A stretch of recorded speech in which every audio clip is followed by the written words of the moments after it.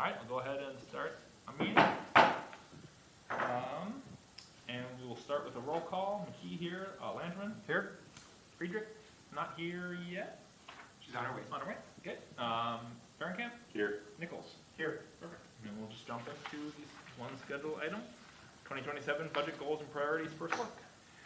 So Mayor and Council, as we're getting ready to go, the staff report that Matt put together kind of lays out some initial thoughts, but it's important for us as we're progressing through to get some feedback for you. So also really grateful that we have a finance director, so I am going to hand it off to him. All right, Mr. Mayor, council members, I'm Matt Salmeyer. I'm the finance director for Corcoran. I'm here today to discuss our budget goals and priorities for 2027. I'll be back in August to present the preliminary budget numbers. For today, I want to collect and incorporate your feedback as part of the overall budget process, so that as staff work on their department budgets, they keep your feedback in mind. So there are two things I would like to discuss today. The first is to understand any spending items or initiatives you would like us to prioritize in this year's budget. For example, last year, Councilmember Nichols asked that we look into AI training. So we did that, and several staff were recently able to complete some GPT training this year. And I believe last year the mayor asked about website updates, and I believe we also looked at that. So those are helpful pieces of information that help us as we're thinking about our priorities. The second thing I want to talk to you about is to discuss financial targets we should consider as we build this year's budget. So I have some information to pull up. I recently emailed you some PowerPoint slides. That'll be sort of the second part of what we talk about, is just some really high-level numbers. But first, I would just like to open conversation and understand any budget priorities you have for 2027 as we look ahead. Okay, anything jump out? Obviously, we have a big project that we're working on that is likely to be. Yeah, my thoughts. That's probably the biggest one until yay or nay is done right now.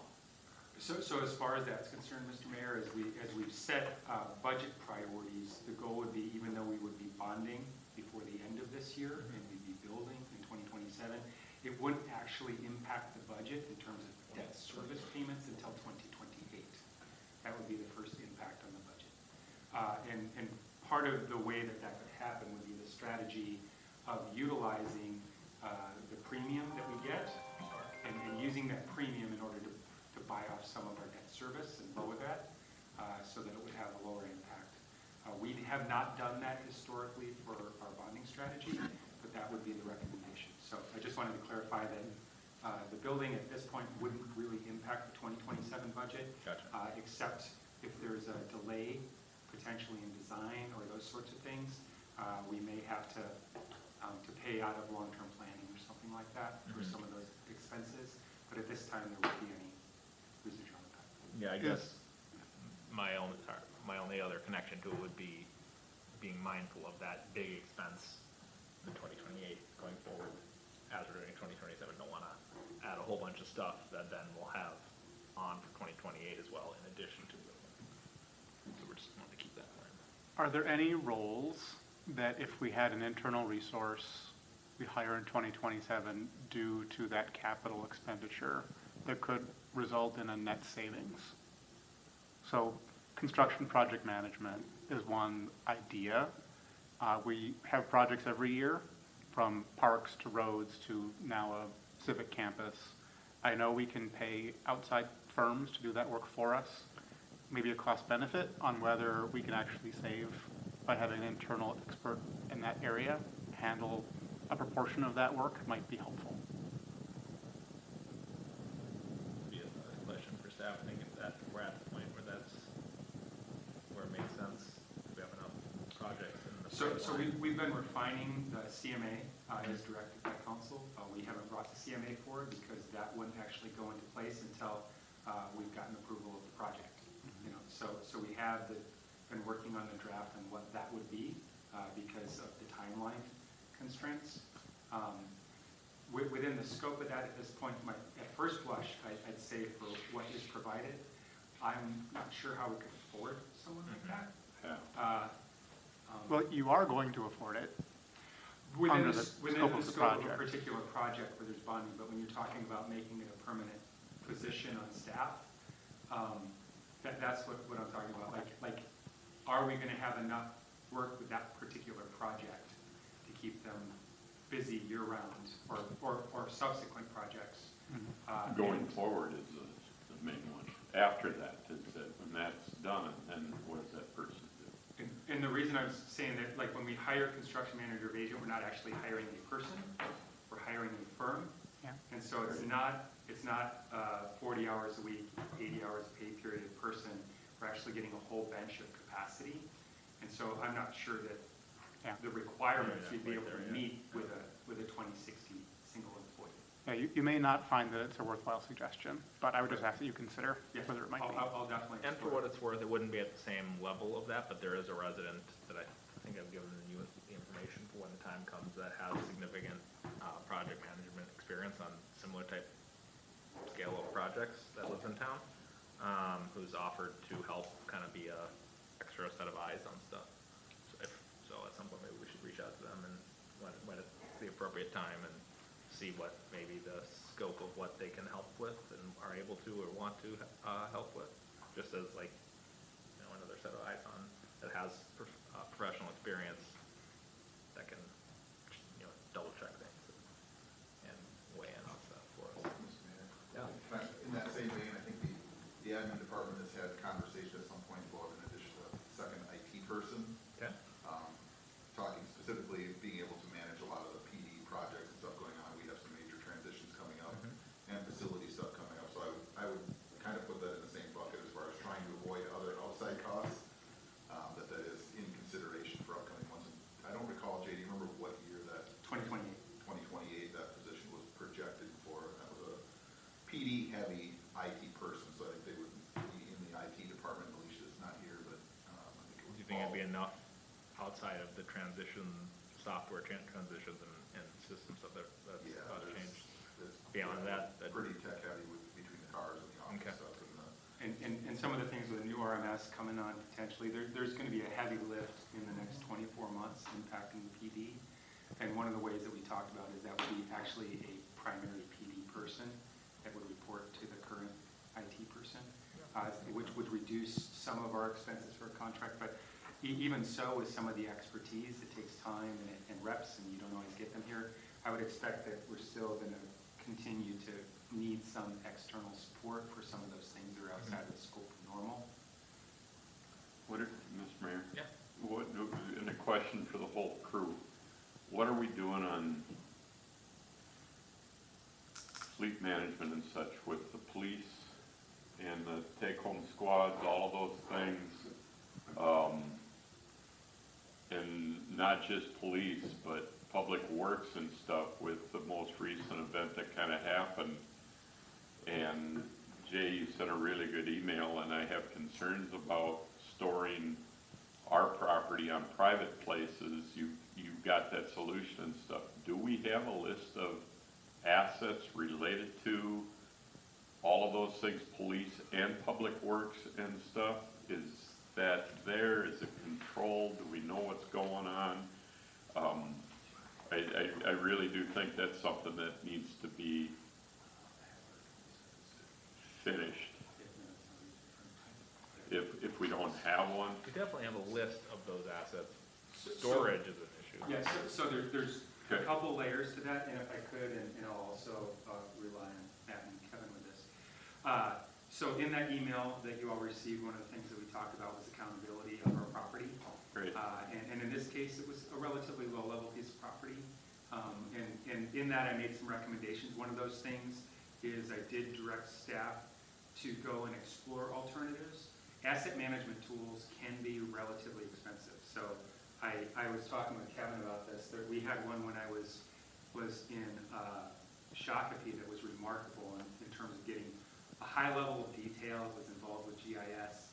Started with a C, I can't remember what it's called right now. It's not important. Cardiograph. And it was roughly $50,000 a year. We're not there. But I do think that it's important for us to look at what is available and staff has been directed, they're gonna start doing that and come forward with some proposals, so they're at the front end of that. So that's one part. Okay. How do we keep track of our assets? What's the scope of that? When we talk facility assets, that's a great thing that we got as a tool during the facility condition assessment. They provided us with a very great spreadsheet that helps us track all of our major end items for our building, like when the boilers need to be replaced and what's the life cycle on our roofs. So those assets, we've got the physical assets of buildings. As far as the material assets, we've got a few tools that we're trying to use, but it's a place of improvement. Still digging. And then also tied with that is we did, if you recall for this 2026 budget, it was a desire and intention to create a fleet lead position, so it was budgeted. That was where I was gonna go. Do we have that person yet? Or- We don't, and part of that has everything to do with capacity in order to understand the job description and those sorts of things. That's part of the reason why we did requested the organizational review, is because we haven't had the capacity in order to build that Got it. position.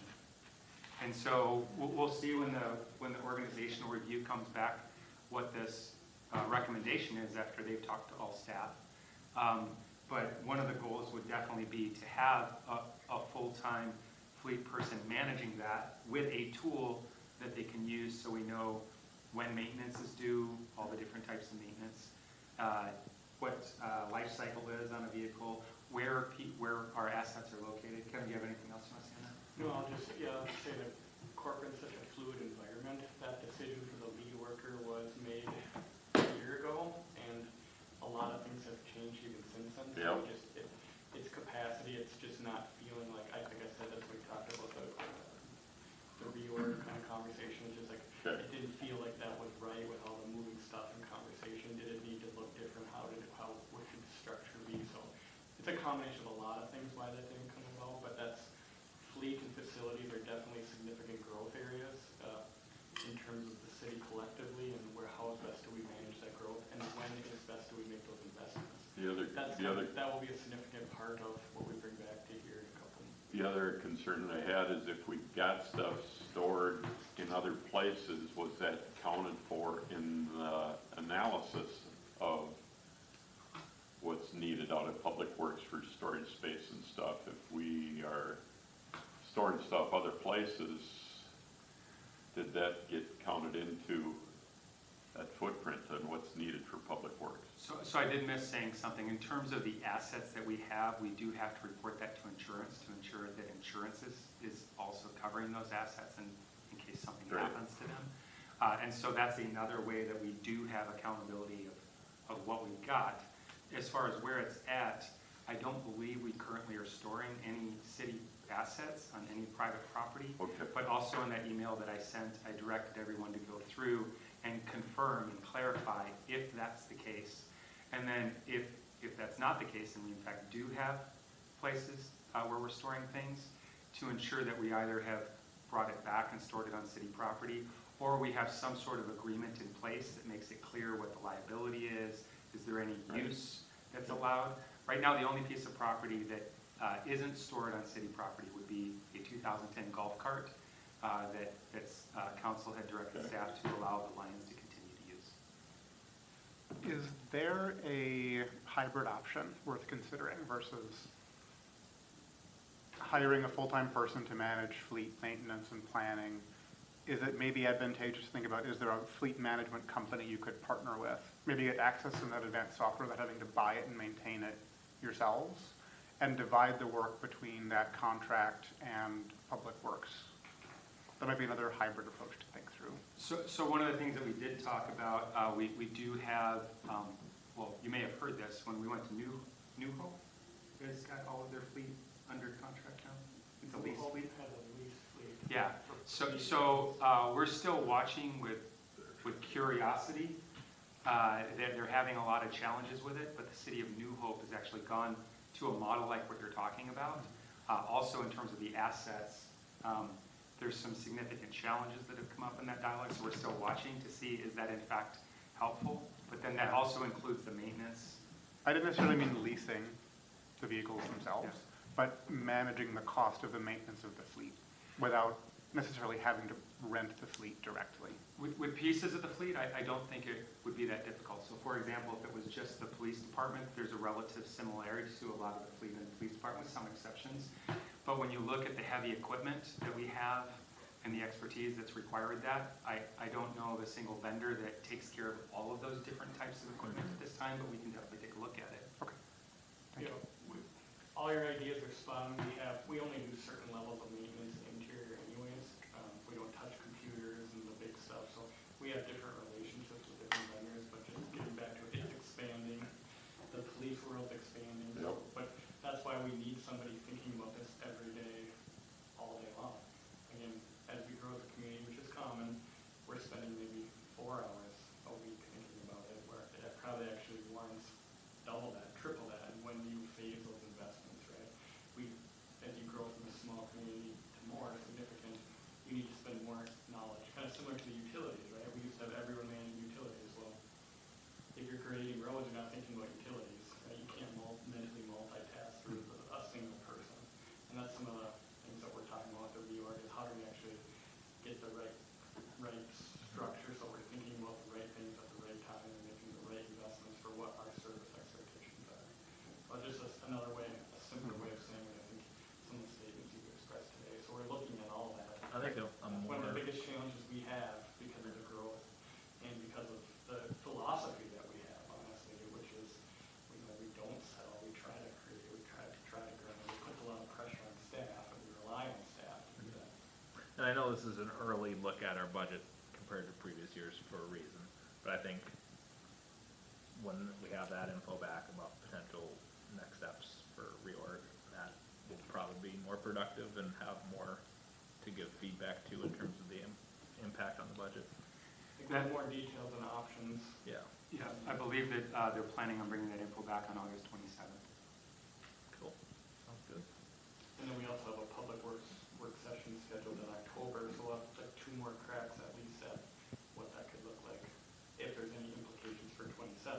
Mm-hmm. I know the rest, this is just brainstorming. Right. It may come back that we should do something, we may not be able to want to do something. This is just giving us options so that we can be more strategic. Makes sense. Anything else jumping up? Mark?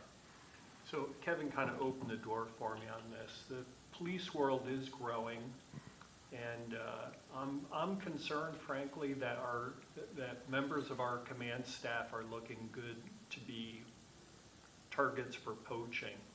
I'm concerned that we have not a lot of career development opportunities for our command staff. So what I would like to see is I would like to see us send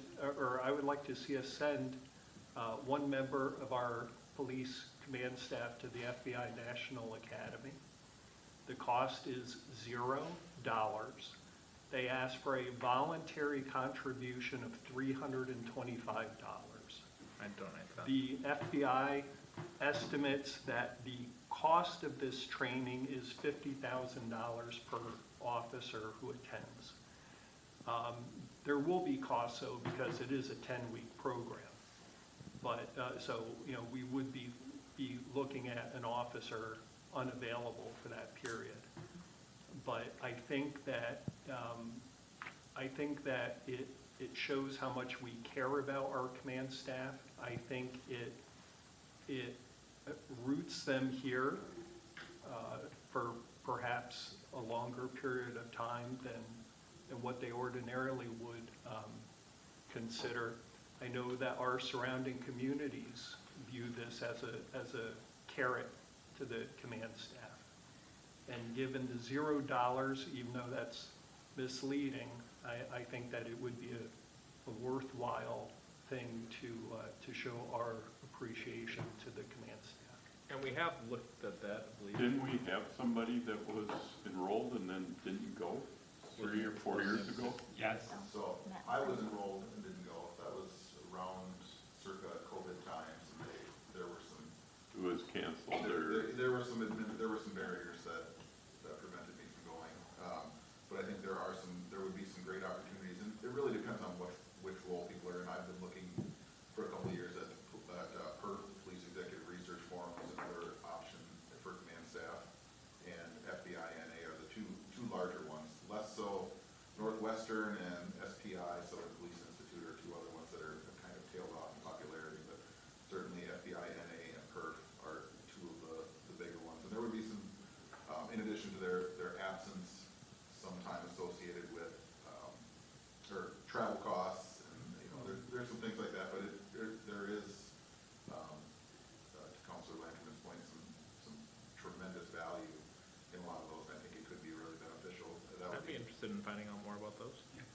and I were actually just talking about this earlier in terms of the timing of what makes sense both professionally and operationally for the different command and staff roles. So we literally were just discussing it, and then which had the greatest value. And we were talking about how depending on where someone's at their career stage, each offers something different in terms of professional development opportunity. And so Matt has some great insights from talking to his colleagues about that. But we were definitely talking about the value of professional development opportunities related to this extended training opportunity. So that's not in this budget proposal that we have currently, but I would anticipate that would probably be about $5,000 adjustment to our training budget, would be how we would accomplish it if we decided to try and move that forward. I would be opposed to putting it in a draft and then getting more information and making a decision on it ahead of. Is there, to Mark's point, if I may, Yeah. what other training are these leadership folks looking at doing? What do they want to do? Put together the numbers on what that would cost for them to do that. And instead of us telling people where they're going or what they're doing, what do they want to do? Get it into the training budget and bring us up to speed on some of this. Mark obviously knows a lot more of this stuff than the rest of us, but Yeah, so we do have, and I'm I wanna going to our keep current them. budget, so we do have expectations that sergeant and above attend at least one statewide conference or leadership summit per year. So the expectation would be ideally the Minnesota Chiefs Conference. If they have a conflict, can't make that, then we would say, can you make it to the leadership summit, where there's some overlap between them? Because there's also a lot of continuing ed and also just changes in statutorily and what's happening with how police departments are run and what best practices are. So I would And say that honestly, there's value in the networking itself. For our department, we've brought in really good people from knowing people and officers knowing a friend who's in another city looking for different change of pace and worked out well here. So I think there's value in that for the city as well. Yeah, absolutely, and that's one of our expectations is that they're building their networks when it's not class time, you're creating that, you should be, I said, I think, I forget what our goal was, but I said you should leave this conference with at least 5 new numbers in your cell phone and making sure that those connections are happening. So I think we do a good job of that. If you guys would like to talk more about it, happy to dive in, but we do have an expectation for leadership development that they're attending the statewide conference. And then we also are rotating through for the national conference, IACP. We try and bring one command staff person in addition to myself each year because that's a different set of things, and that's where you see a lot of the emerging technologies. Administrator Tobin was able to come last year and is coming this year, but this year we're looking at bringing 2 members of the command staff just because of the building projects and a few of the other, the big items that we're looking at. We need to change our body camera platform, or at least consider replacement of our body cameras, where you need to get a new records management system. We're looking at some of the emerging technology within the coming years, potentially as drone as a first responder to support our officers in such a large area, training and technology updates. So this year, the plan is for Sergeant Wilcox, who heads up most of our training, to be going, and with the purpose of specifically vetting new and emerging training technologies and how we can use technology to try and reduce person costs, and see where we can find efficiencies there. And then Lieutenant Bolson to, again, some of those same things. And I believe that Administrator Tobin is planning on attending as well. So this year a little bit off, but we try and rotate through. So last year, Deputy Director Burns went to IACP. And it's, The year before that was Sergeant Eckenberg. The year before that was Sergeant Eckenberg, and I think there's tremendous value in getting them there. And I think, Jay, you've been to both the state conference and the IACP conference, and you can kind of, drastically different content, but both. Different audience, different content, different purpose. That's what I'd say. To the point, the networking, it's helped within the state conference.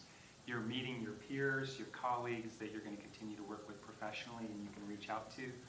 I had the experience at the national conference that it was tremendously helpful to me to understand the advances in technology. In fact, if you recall, that was the catalyst that woke me up about AI. And I was just talking about that this afternoon. I'm in a statewide AI forum for local government that just started. So there's about 30 of us in the state that are talking about how AI is being implemented and stuff. But I had the unique story that it was a scary wake-up call in terms of I recognized how technology is happening, and if, as a leader, I'm not staying on top of it, I felt like I was being deficient or negligent. And so that was different. And then it continues to advance. And as we talk about, I'm particularly interested, we're looking at Mankato, about drones as first responders and how that can really help our community. How the automated license plate readers technologies is changing. And then there's some controversial things that are happening. We're not looking at those, but I recall from a national conference related to body cams. So face recognition software is not something in terms of AI that is happening in Minnesota, but this is an active conversation in other states. Keep an eye on that. And so it's an important thing for us in local government to keep an eye on, is that conversation's occurring so that we're educated about what's out there and how it will impact our operations and our residents. And so those are some of the reasons why I'm continuing to go, because it's not just AI related, but these technologies, as we become more reliant on technologies, data practices, how are we gathering, protecting, and retaining that data becomes really important. And Sergeant Wilcox, as he's thinking about training, those are not questions that he's asking. So that's why I think we kind of rind out. Those are things that Matt's thinking about it, but he's thinking about it in a different way than I'm thinking about it. So Good to have multiple people there. And from what I understand, for one of them, you kind of set a trend of administrators. now other city administrators are going to be going First year, I believe you got some crap from people saying, why are you here? And then all of a sudden the next year, that city Well, administrator was And there. I would keep some of this in mind as we continue to grow as a city. Where do we want to make investments as far as being a smart city? That not with, so when we talk about the technologies that are out there, we had interesting conversations. You see it a lot on, one of them was particularly a college campus in Texas. They're using AI basically monitors their video systems, and they know what typical traffic patterns of people traveling are. And if they see something that's vastly different, it notifies them saying, hey, you should look at this camera. So it's not adding new cameras, it's not alerting them, but what happened is, all of a sudden, it was middle of the night, there was, people had run across a lawn that there's normally not foot traffic at 2 in the morning on this campus. And accompanied with that, there was a door alert alarm. And what had happened is, people had run across a lawn, forced open an electronic latch on a door, and had gone through this campus building and were committing various nefarious acts in there. They got alerted, law enforcement got alerted by the system saying, hey, something not normal happened, you should look at this. They went, pulled up video and said, oh, there's people that just went into that building. They positioned themselves, waited for the people to exit, and took them into custody immediately. So that's an example of using the technology. So as we start contemplating when we put in downtown intersections, do we want cameras monitoring our public spaces or not? If we do we want, what type of capability do we want them to have? Do we want them to just be able to go back and review if there was a problem? Do we want them to actively be tied into our automatic license plate reader systems? Do we want them to analyze trends and information? And those are a lot of the emerging technologies that are happening, and it goes way beyond that. That was just kind of one example from a quick 20-minute conversation about what places they're seeing and where the greatest value that they're finding is. We're also finding out what's not working in place and what some of the challenges are. When we talk about some of the wellness stuff we're doing, we're seeing different approaches that other agencies are doing. Some are working, some are not, some are creating different challenges, but it's an incredible venue for really being forward-looking and being smart with our investments. Yeah. One last thing that I wanted to say about professional development on two fronts. Like, as a staff, I think across the board, we're proactively seeking opportunities to ensure that we're keeping our act sharp, regular. And so something that Matt didn't bring up is like BCA has 3-tiered leadership training that they provide with certifications. We've had staff since I've been here that have gone through that. And so there's a lot of things that might be transparent to the council that happen. And then in each of the departments, we have folks that are going to appropriate professional training, pursuing appropriate certifications, and any ways that we can expand our knowledge to become more efficient, more effective. We're seeking those opportunities. And then sometimes it means that we've gone and, yeah, the juice wasn't worth the squeeze on that. So we went, and then we're not going back to that again because it didn't give us the value that we thought that it should have. But we're definitely putting ourselves out there in order to ensure that we're seeking those opportunities. Can I ask a quick question? Yeah. Oh, go ahead, Mark. I just wanted to mention something quick. Deputy Director Burns and I are working on this body cam proposal. I think it's going to be really eye-opening, some of the things that are coming to our attention, especially with respect to AI integration.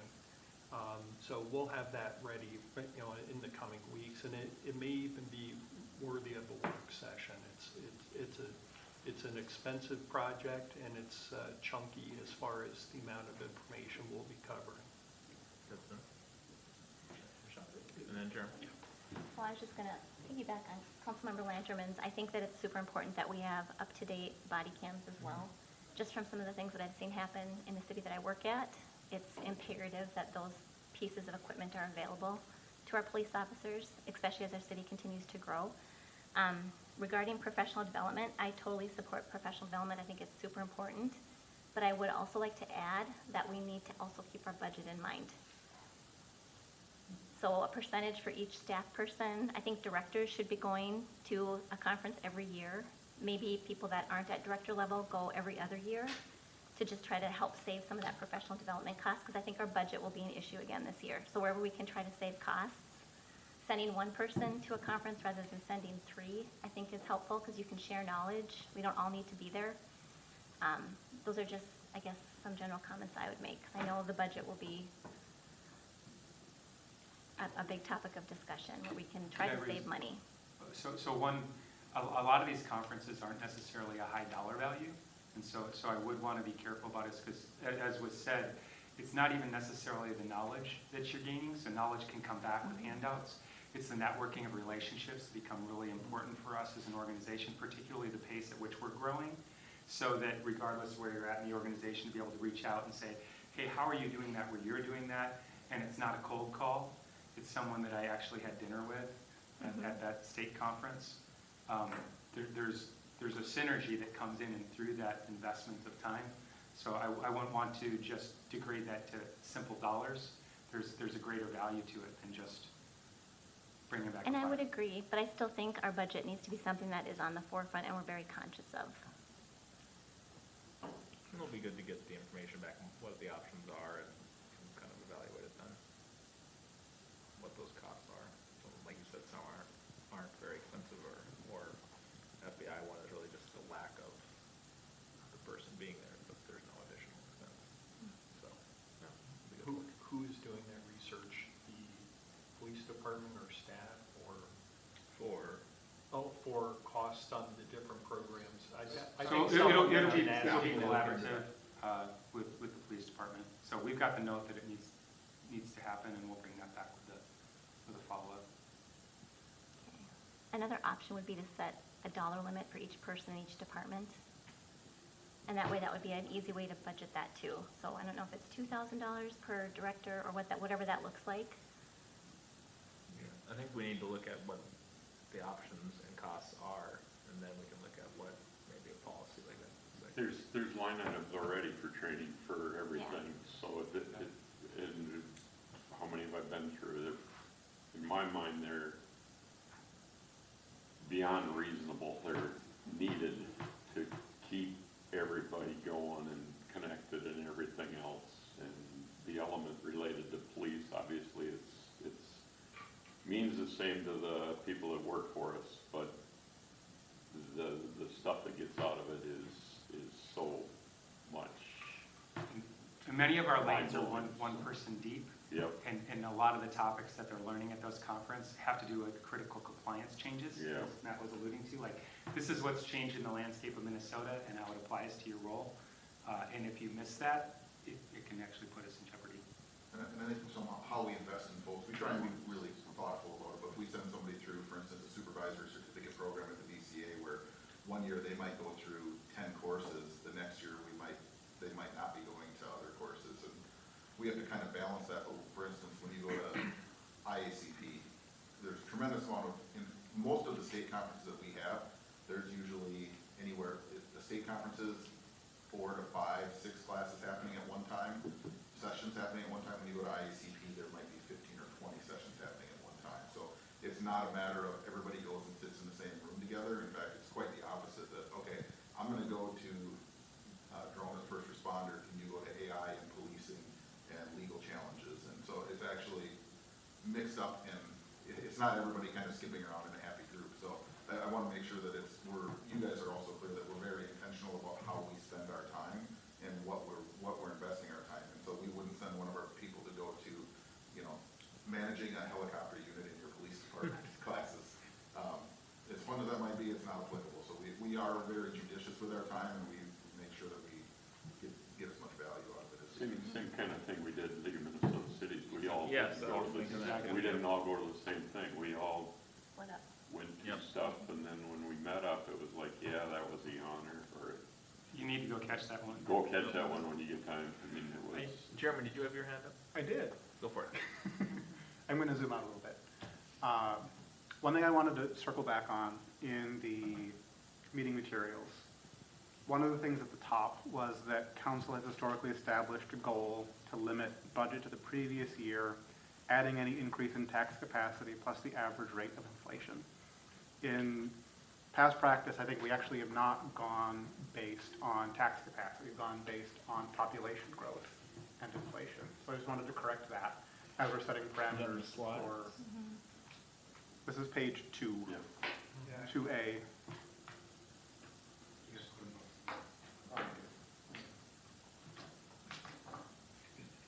I couldn't get the slides to open.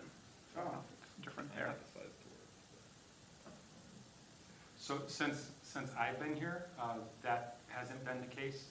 And actually, Councilmember Nichols and I were exchanging some emails on that, because the population is a guesstimate and from the Met Council that is relatively unreliable.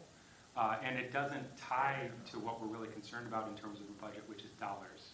By tying it to tax capacity, we're actually tying it to what property values changed. And property value changes actually impact our budget.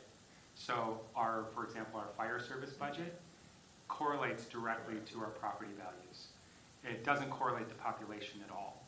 And so if we aren't correlating something in how we're determining our budget number to what's happening with tax capacity, there's a high probability that we're not going to have what we need in order to meet some of those requirements. Or maybe I'm missing something and you can explain how I ensure that so for example, the fire service budget is going to go up 17% because of the increase in tax capacity that's happening in 2027 on property valuations. There isn't a variable in the equation that goes back to population as it relates to fire service. That's true for fire service. Yeah. But our past practice has never been we add inflation onto the tax capacity increase. That would have resulted in us raising the rate every year, which has not been our practice. Yeah. So I think if you want to make the argument that we need to consider tax capacity growth because it affects portions of the budget, we should have that discussion. But that has not been past practice, other than the incidental impact that it has on fire service, which has been one of the drivers of growth. Since I've been here, population wasn't the variable that I was using in calculating or in the conversations that I had. And I wasn't here in the development of the 2023 budget, but that is how we discussed the 2024, 2025, and 2026 budgets. I don't think that's true. But The tricky thing is what budget or what population number do you use? Because I wouldn't use the Met Council, so that's way off. We know that. Well, but sometimes we use the Met Council number. Right, but not for when we're setting our taxes.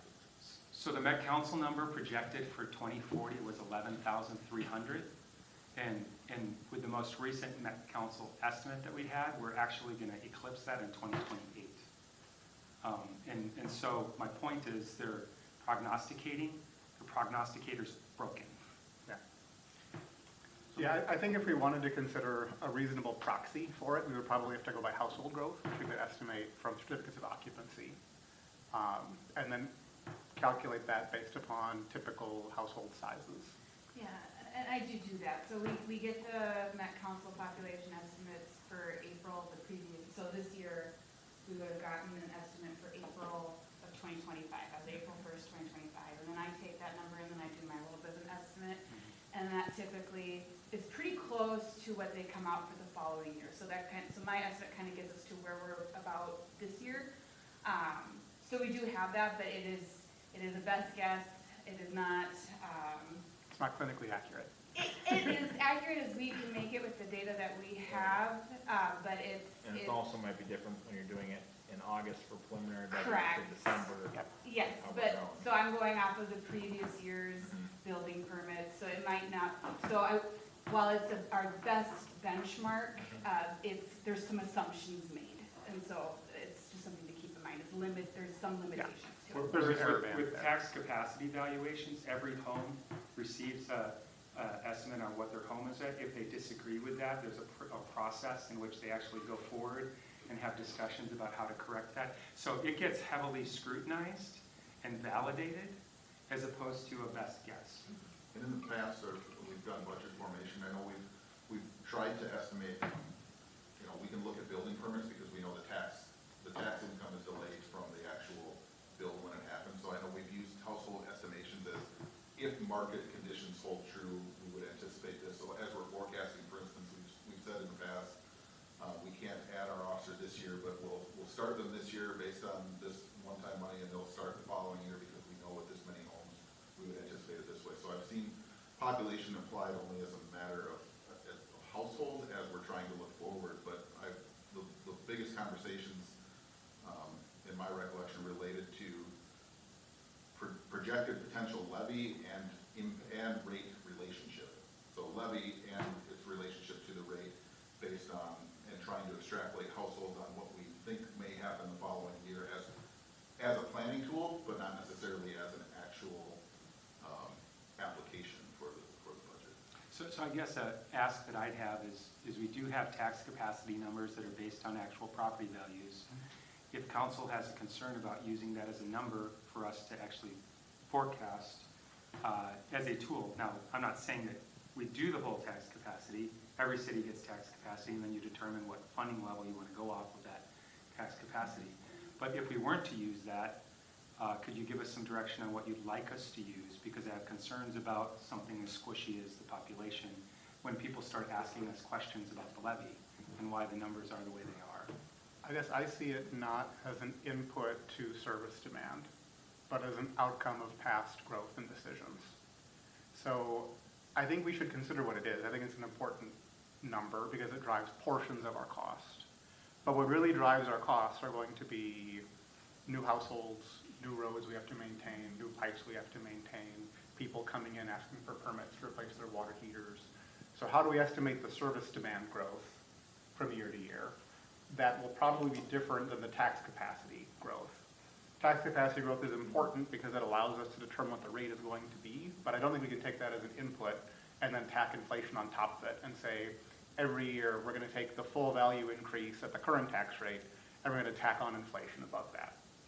Because it impacts departments differently, what you're recommending is actually what does happen in our budget process. And so, for example, as Kevin's talking about sewer, what do we have in the system, and then what can we anticipate going on? You'll see in this discussion as it continues to mature that there's potential dip because stuff hasn't, now that's happened in the past, and then it's changed and recovered, but if we're giving you real data with what we have right now, that's happening within each of the departments. So for example, the projected budget, as we bring that forward for what's happening in planning, what we anticipate from permitting and those sorts of things, those numbers are exactly what gets driven in the details of the budget. At the strategic level, we're trying to get a big number budget, and that's the rubric that I'm kind of talking about. And then we go through the budget in our process and the details to get down to what you're talking about, like how many permits do we anticipate this year? Consequently, with that, Matt's talking about with increase in houses, what's that going to change for demand? Those sorts of things. So those details are within the departmental development. So I would say if you're looking for the top level number that budgets are going to try to align to, I would say we should go based on our best estimate of population growth plus the municipal inflation rate, whatever that is. In the packet, it wasn't necessarily clear what inflation rate was applied. Is that CPI? Is there a different index that we want to use for the inflation estimate?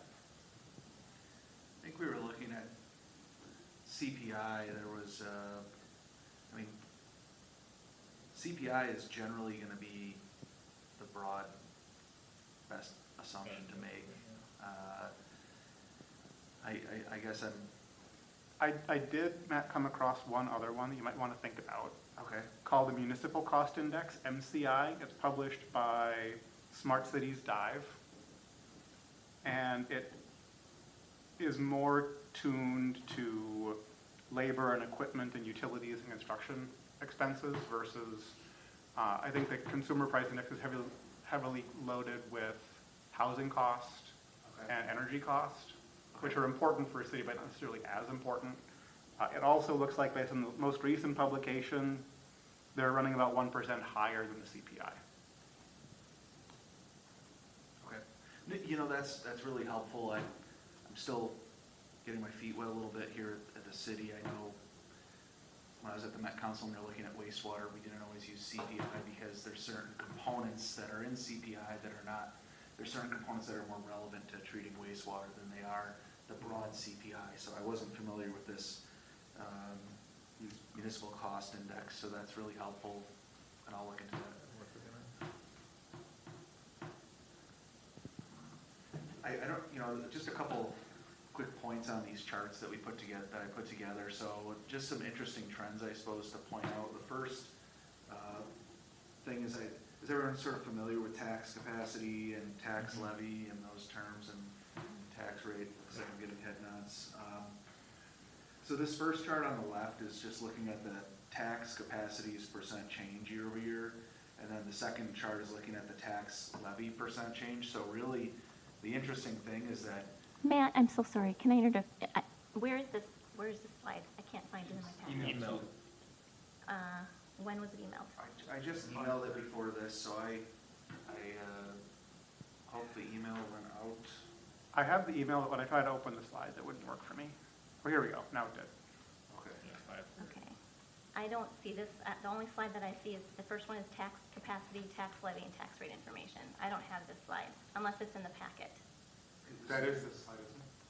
Tax capacity, tax levy. No, I actually don't see that. Okay, I can resend it. Do you think it would be possible for us to have a work session again on this, so we can have a further discussion and have a chance to review the slides? Because I feel like I'm just looking at this for the first time right now. And I just don't think it's fair for us to be talking about numbers that we haven't had a chance to review. Well, rather than numbers, the goal is to ask about what your goals are, not get into the details of the numbers. So this was to provide a But framework. there will be another. Yeah, so there will be another discussion. This wasn't to drive decisions. The goal was to get feedback on what councils, was there anything specifically spending items or initiatives? And then the other one, was there any financial targets? Those are the two, that's the goal of this work session. Matt, I almost wonder if your charts didn't output right, because it's the same information, but the charts look like this. Oh, that's weird.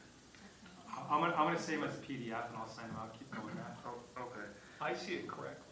Mine came out okay as well. You have the most up-to-date iPad, maybe. It might be with the version of PowerPoint. So I maybe not making a decision on this today, but just some interesting trends that I noticed maybe is something I'd like to report. Yeah, it is PowerPoint issue. So the first chart's just looking at the tax capacity versus the tax levy. And the thing that I thought was really interesting is that if you look at the 10-year average for both of them, they both are within 1% of each other. So we are actually setting a tax levy that's moving, even though some years it might be a little higher and other years a little bit lower. In general, it's actually moving. The tax levy has been moving pretty consistently with the tax capacity. So I thought that was interesting. The other thing is the tax rate, which is on On the right-hand side. There we sorry, go. I thought I lost my chart. Thank you. The tax rate, which is on the right-hand side, I think it's interesting to see that it started a little bit higher and then it dipped a little bit lower. I wasn't quite sure what the reason might have been for the dip. I know, again, where I used to work, after the pandemic hit, there was a lot of efforts for keeping costs low as there were concerns over what's gonna happen next, just a lot of uncertainty, and so rates were pretty low, and then there's also almost that correction of trying to bring it back up to be a little bit more in line with the historical. So I don't know if that's what happened here or not, but you can see that it was up as high as almost 46%, went down as low to almost 42%, and now last year it's getting more in line with that average of 44% or so. So it's just sort of an interesting trend that I've noticed, and I do think it's important to continue to watch it to avoid having too high or too low of a rate. But what we had last year looks more in line with the 11-year average that we have. So,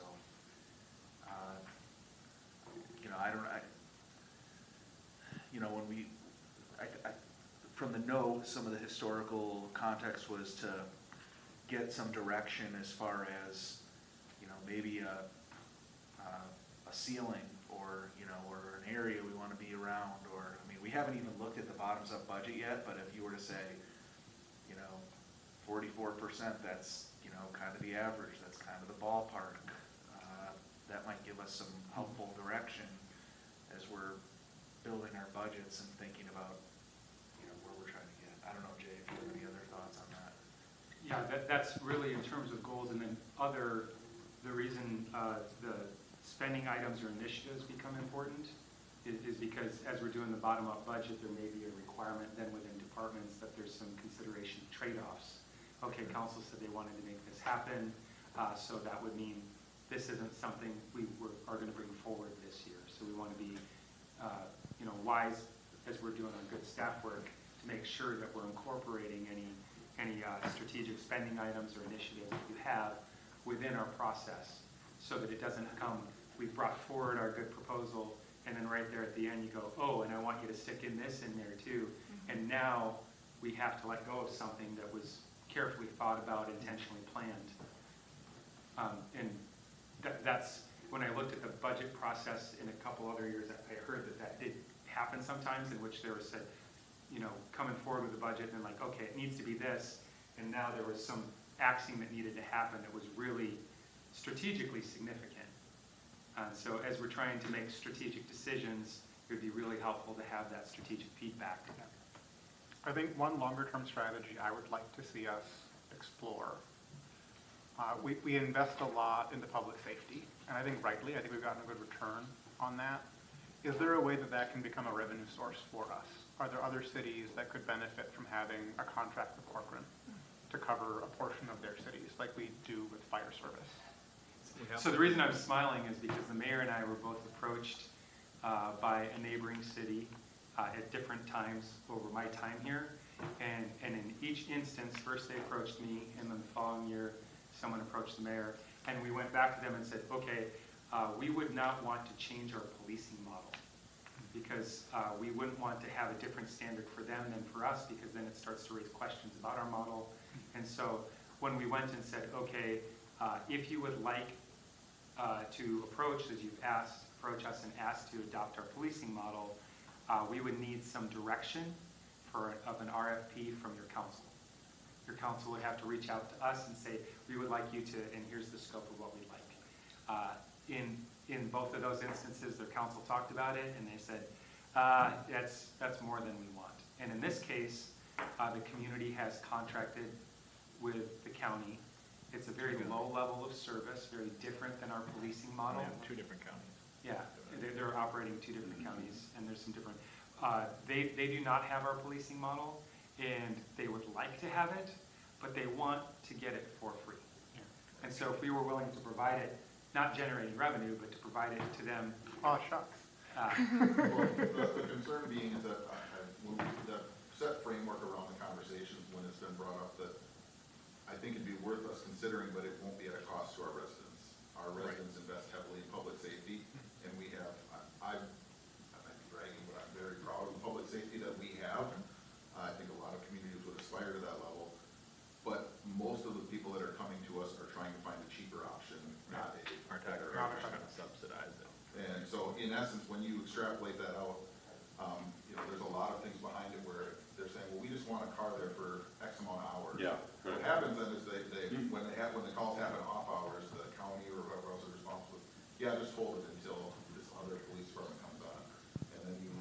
depth on the calls for who's doing the investigative services, do they have representation at their council meetings, that kind of stuff. But when you start extrapolating out the equipment costs, and you guys are all aware of what the public safety costs are, most of the cities that are asking the questions are trying to reduce their costs from a model that's being provided to them out of statutory requirement, as opposed to rising to the service level that we would provide and their willingness to pay for it. That one specifically, they're doing a bare minimum with the county, correct? I'm guessing on who you're saying, because I've been approached and they just said, don't even want any part of it, sorry. So. To Matt's point, they weren't looking to improve their services. Yep. They were looking to cut their budget. Yeah. And I told them regardless of what their intent is, we'd be happy to respond to it, but I said I want to do it above board, and I'd like an RFP, because so often it ends up being, hey, can you give me a number? Hey, can you, and so let's talk about it. It's okay to talk about it, and if it doesn't end up being right, I think that's okay, but it's really hard to get them to want to have a conversation openly, and I think oftentimes it's a negotiation tactic by some cities in the past. They're renegotiating with other providers. Yeah.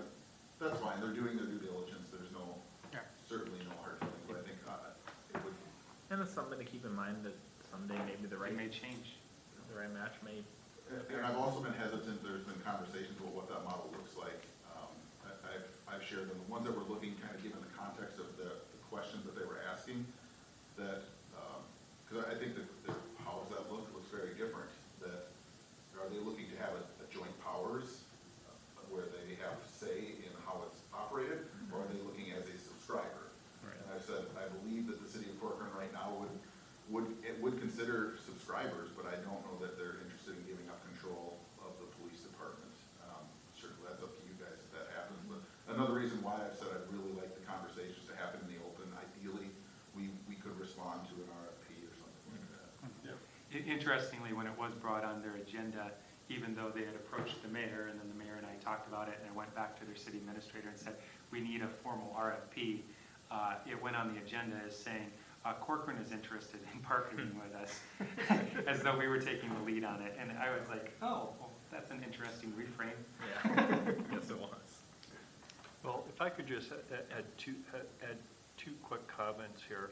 I would have no problem doing this with patrol officers. I would have a big problem subbing out our supervisors, because if there's a use of force incident involving a lesser trained, lesser experienced other agency patrol officer, I don't want that coming back on us because our supervisor was the one on duty for that agency.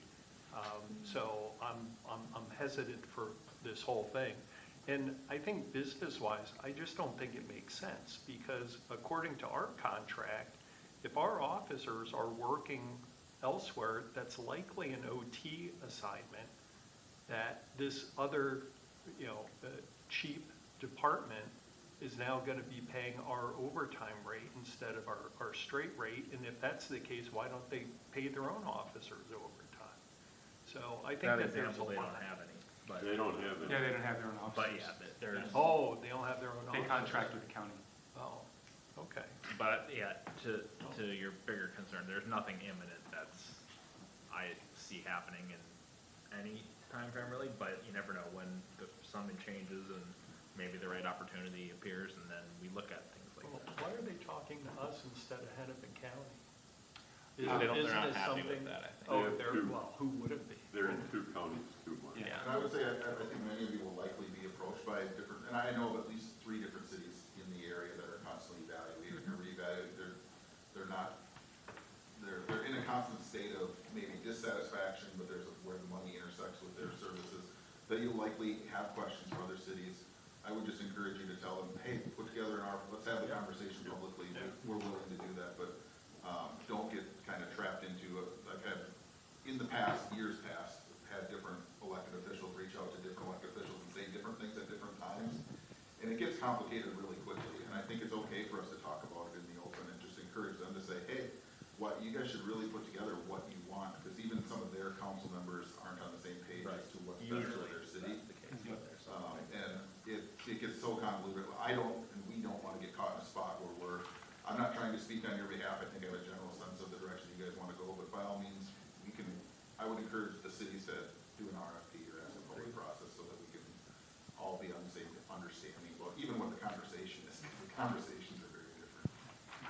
So if I could recap, just to make sure I'm trying, because Just with one the more time. question, just one more Do question. Michelle first and then recap. Okay, was wondering if we set like a percentage increase per department of potential increases each year for our budget? Like, is it 5%? Is it 8% for each department? Because then I think that would be helpful in understanding, because we're planning, right? We know how many extra police officers we're going to be getting this next year, so we can kind of anticipate what that's going to look like. But by setting a percentage, I think it helps staff also understand what threshold they can go up to with that 5% or whatever the percentage ends up being. I just was wondering if we happen. So the guidance that staff, as they begin their budgets, receive, Matt, you want to recap on that? Yeah, so we kind of broke it down into payroll and non-payroll as I was thinking about things, because when we think about payroll, a lot of the payroll costs have already been, they're based on decisions that have already been made, whether it's new benefits or new, Or existing benefits. or existing benefits, or, you know, things like longevity pay for the police, or just the wage grid that we have. So, you know, a lot of that, the payroll is, you know, predetermined by certain attributes that have been decided. So the advice has been to think about payroll and non-payroll. And with non-payroll, we've been trying to think about keeping things as flat as we can, knowing that there's going to be a new building that's going to be quite expensive coming up. But with that being said, we want to have accurate budgeting as well from a bottoms-up standpoint. And so I think we'll continue to plan to have folks come in and present their department level budgets, but that's been the approach, has been try to keep it as flat as you can. Sure. But what would be, you know, as we're thinking about that med tax capacity, you know, we do dabble with that number, myself and Jay, as we're in the office thinking about, you know, budgets, and, you know, so if you have any other feedback on that in particular, that would be helpful, you know, because I'm looking at it and thinking, okay, the average has been, you know, 44, and then last year we were 44, and so 44 seems like a ballpark starting number to me, but I don't know what the thoughts are from others if they have them. That's kind of what I was hoping you guys, if you have any additional feedback on that. I think we're talking about two different things, because tax capacity is one thing, but like helping staff figure out what their budgets are going to be. And I'm talking overall, like bottom line budget. This is the percentage of increase we can expect from each department. Not accounting for like non-payroll and payroll, like just across the board. This is what an expectation can be for each department. And just assuming, Michelle, flat service, right? So maintain the same Right. level of service Right. as Yes. in the past Yes. for the new conditions of next year. Exactly. So yes. to that point, what Matt was trying to say is there are expenses that the department heads have no control over. So for example, as our benefits contract changes, or for example, as the CBA was approved, longevity pay and what that means, that's what he was trying to communicate. So that the guidance that staff has received is those things that they can control. They look at what the requirements are, and then they flag anything that is either a 5% change or $10,000. Otherwise, everything is considered flat. Can I add one comment to that? I would just say, my hope as a council member is that staff is looking at those things prior to that happening. So they know that when they're looking at that CBA, the expectation is that this is the percentage increase we're going to be at for the end of the year. And that's how we go about negotiating and also then budgeting, is looking at that number. Not saying that, well, we didn't know this was going to be the expense. We didn't know that. I don't think that's fair. I think that we should try to adhere to what an average percentage should be. Maybe maintaining with the tax rate, it might end up, you know, coming in line with that. But at least looking at that from a staff department standpoint, and then being able to know that 5% or 8% or whatever that might be is what our threshold is. So conversations about the CBA do happen, but staff doesn't approve the CBA. So that's also something important. Like, so there's some things that maybe staff wouldn't choose to do, which is what we were asking about for spending items and initiatives, that they're directed to do. So my question would be, in that case, how is staff held accountable for things that are out of the control that they've been directed to do? We could have a deeper discussion about the CBA. I don't know if now is the time, but that is just my perspective. I think that we should try to stand by a certain percentage each year of what departments' increases can be. So like one year you won't have a 20% increase, and 1 year it's only 3. It should be consistent. But that's what happens in the economy. So for example, with Public Works, Gravel. materials and gravel change. And if we said, Kevin, we have to keep you at 5%, then do we say, okay, we're not going to do this many of the roads? Because if we did that as a flat rate, what we have a responsibility to say is, the services that you've asked us to deliver, this is what it costs. So you set the service levels, we're meeting the service level demands, and then if there's concerns about the cost of those services, then we have to ask where you'd like us to reduce services. Because we've been directed to deliver services, and there's changing costs for those services. I think where things get really highlighted is the difference in a people-intensive department versus a, so in police department, our greatest expense is staff. We're a people-heavy industry, where Kevin is going to be more dramatically affected by CPI and market inflation. So when he's having to buy culverts, gravel, all of a sudden, if it's a year where there is huge inflation and 8% of his budget is gone because the cost of gravel and culverts went up, means he doesn't get the fleet manager or the other person that he needs. And I'm saying, well, my fuel costs went up, but that was only a small percentage of my budget. It disparately impacts the way our departments, when you just set the same rate for all of them. Conversely, we also, in our staff planning, when we've done it in the past, as we're doing our staff planning, we're saying, okay, as I'm looking at the next 5 years, I know I need this for police officers. If I add these 2 police officers, here's what it means supervisory. Public Works does the same exercise, as do the other departments. We try and offset them, because otherwise, all of a sudden, 2 years from now, I know I need 2 cops, and Kevin knows he needs 3 maintenance workers. We're saying, there's no way we can add that, so how do we deconflict? So I might be adding staff later, they might be adding staff earlier, or vice versa, to try and smooth that out. But, so there's a lot of moving pieces between hard cost, equipment and consumer price index related things versus fluctuation of staff costs, and then all of a sudden we get a new rate for our insurance. Right. And everybody's already at a 10% increase just because of insurance. Now all of a sudden you're saying, okay, I have to cut more police officers because we have more employees, versus Kevin maybe having less maintenance workers, has to cut less people. It doesn't always play out, and so we really try and tie it to, the 5 or 8%, I don't want to either, oh, I got money, I'm gonna try and inflate a budget when I don't need to, or cut down to this line. We try and look at, here's what it costs to provide the service at the level we believe it should be at, as cheap as we can, as efficiently as we can. Value-based. We're making those value-based decisions, and some years that might be a 10% increase, and some years it might be a 2% increase. And ultimately, what that ultimate decision is does fall to you guys, and asking the questions about how does this relate to what we're trying to do. But my concern with having the same rate across departments also disparately impacts departments that have a $250,000 budget versus a $2 million budget.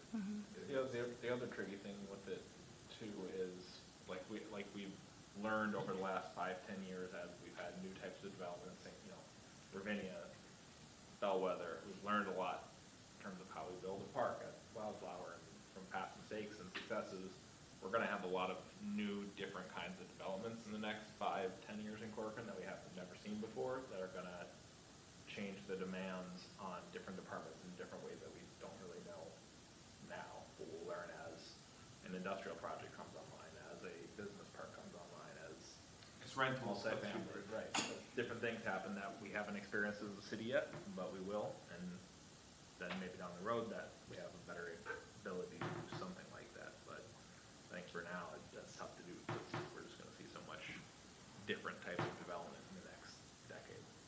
I also want to add that we, on the staff overall, are, to your point, learning how to do things better. So there's been a lot of push this year to move stuff away from central services and have it tracked better under specific cost centers. So a lot of my increases in my budget are things that were previously under central services. So it's going to look like my percentage went up significantly, but it's costs that we're alleviating from elsewhere. And some of them are kind of benchmarks because the data hasn't been tracked by department, so trying to make sure I have enough money to account for vehicle repairs that hadn't been tracked by Right. department previously. Yep.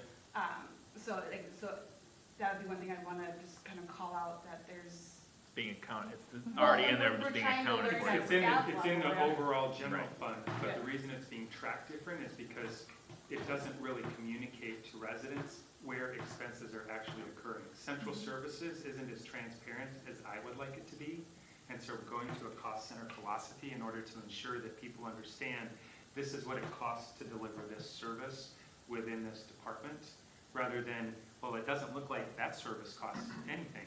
Well, so many of its service delivery expenses are in central services. And then also, as we're planning to get, this has been discussed before, how do we benchmark our service delivery so that when we can say we've added these residents, this is what our overall, we need to have that data, because the person needs a computer, and they need a workspace, and they need other things. If we're tracking the computers and the software, the special software stuff, all in central services, it's really difficult to extract that and demonstrate how that ties directly to the service delivery that we're offering. We had some of that too last year, where all of a sudden there was significant bumps and stuff, and it's because you guys are putting it in the right silos, in the right accounts and stuff like that. So we're still gonna see that again this We're year? gonna see that this year, I think we're gonna see it for coming years, because to that point, computers aren't something that are in my budget quite yet. I think that's going to be the goal, but that's not where we're at for 2027. And then we previously have grouped code enforcement under planning, but now if we're saying that we're trying to do more cost center, we need to now take code enforcement out of planning. So, that's not happening this budget, because we didn't put any data together, so we're going to track that better. So just like last year, there was some big changes, but they could be explained. Yep. Overall, it stayed. It's So, overall within the Yep. same number, it's just being. We're getting more sophisticated in Yep. terms of how we do what we do, because we're improving the systems and our tracking, and we're also trying to improve our communication about how we do what we do. Go ahead. nope, Honestly, all I was saying is I think it would be a great tool to use to help us better gauge what our budget's going to be, so we don't have a 30% budget increase at the preliminary and then go down to a 15 when we actually end it, because that, I don't think is fair for council to have to make that decision that way. So if we had it more where it was going to be at the beginning, and then we adjust it down if we need to.